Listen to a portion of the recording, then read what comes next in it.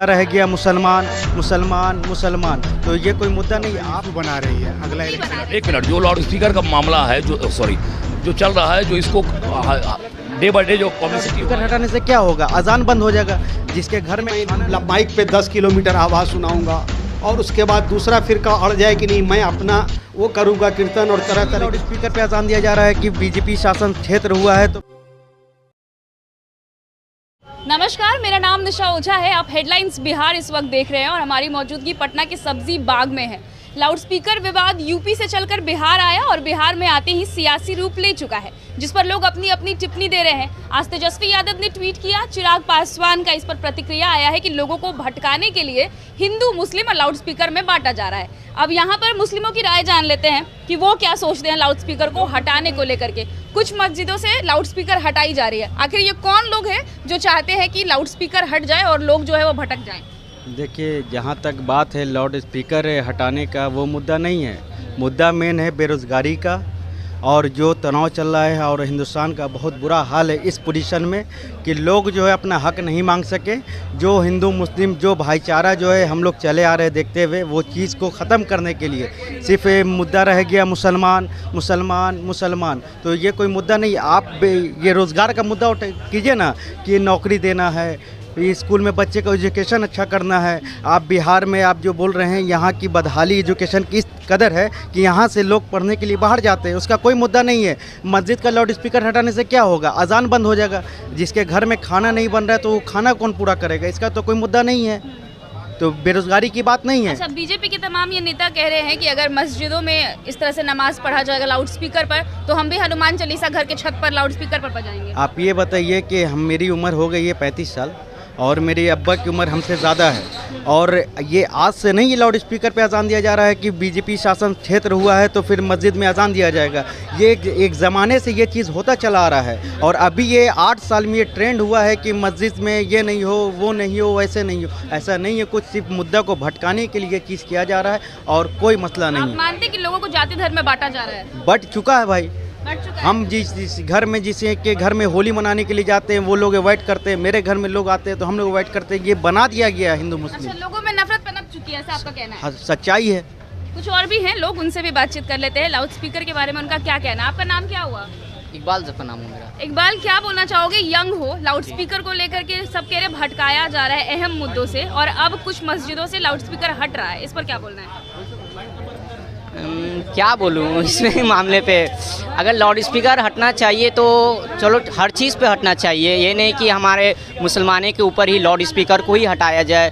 आजकल को आप देख लीजिए, हमारे नेता कुछ भी आते हैं ग्राउंड पे तो कुछ बोलते हैं, माइक के ऊपर ही बोलते हैं। तो पहले उनको इस चीज़ पे देखना चाहिए खुद कि हम भी बोलते हैं तो एक लाउड स्पीकर पे ही बोलते हैं जो दूसरे तक आवाज़ जाती है दूर दूर तक।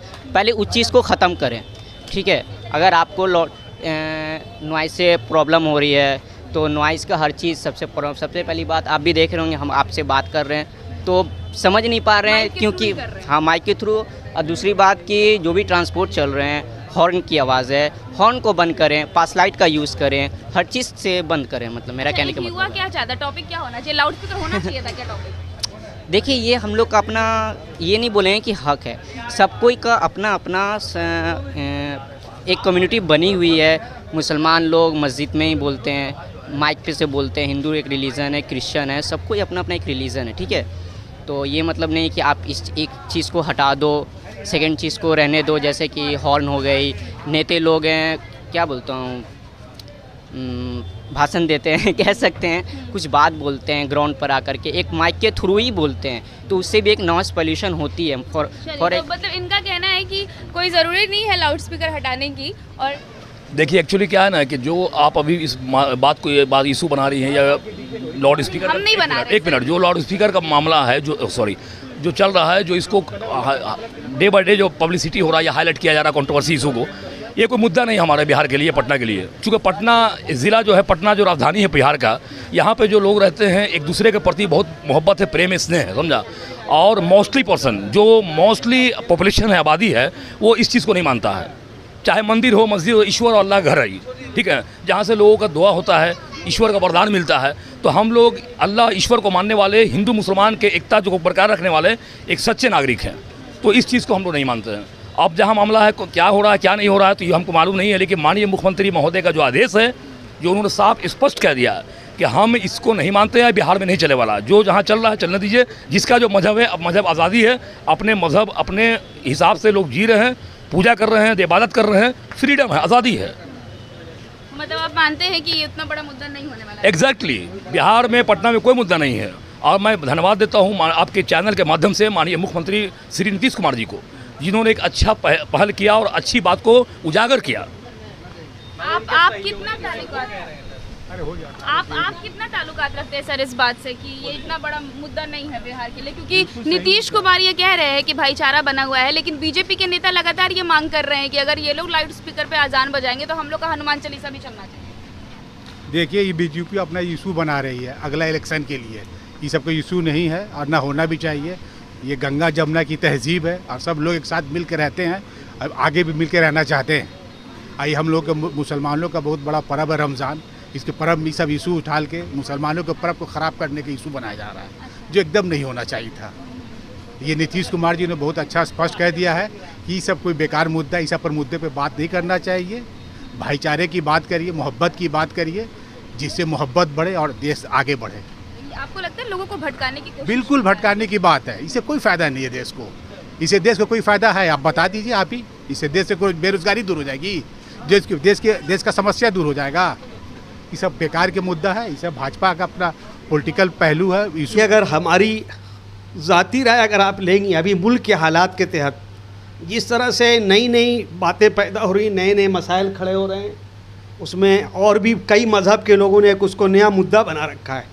इसलिए इस्लाम ने हर हाल में, अगर जैसे कोरोना 2 साल कबल था तो उस वक्त देखिए सारे लोग अपने अपने घरों में नमाज़ पढ़ते थे। ईद की नमाज़ भी हम लोगों ने अपने घर में पढ़ी। अभी के हालात के तहत जहाँ तक इस मुल्क में अमन, चैन और शांति के साथ रह करके जहाँ तक हो सके मस्जिद के कैंपस में उसकी आवाज़ हो और वहाँ नमाज होगी और हर हाल में होगी। इसलिए इसको ज़्यादा तूल देना, ज़्यादा एक नया अनुवाद पैदा करना, इससे इस्लाम में ऐसी कोई जगह नहीं कि आप बज़िद हो जाएं कि नहीं मैं माइक पे 10 किलोमीटर आवाज़ सुनाऊंगा और उसके बाद दूसरा फ़िरका अड़ जाए कि नहीं मैं अपना वो करूँगा कीर्तन और तरह तरह की चीज़ें। इसलिए मैं समझता हूँ जहाँ सुकून से हो सके हमारी नमाज मस्जिद के कैंपस में आवाज़ रहेगी तो भी होगी और अपने आप के घरों में आएगी तो वहाँ भी नमाज होगी। इसलिए वो लड़फीका हटा रहे तो छोड़िए ना, वो सब तो ऐसी सरकार बकवास किए हुए झूठ मूठ का, खाली बाजा बज रहा है, बैंड बज रहा है, उसको कहने बंद करा दे रहा है। वो इलेक्शन हो रहा है, क्यों होता है ऐसा? ये सब सुप्रीम कोर्ट हटाने का ऐलान किया भैया, वो सब बकवास है साला। सब कुछ समझ में आता है? कुछ हो हिंदू मुसलमान को लड़वाना चाहता है और क्या करना चाहता है?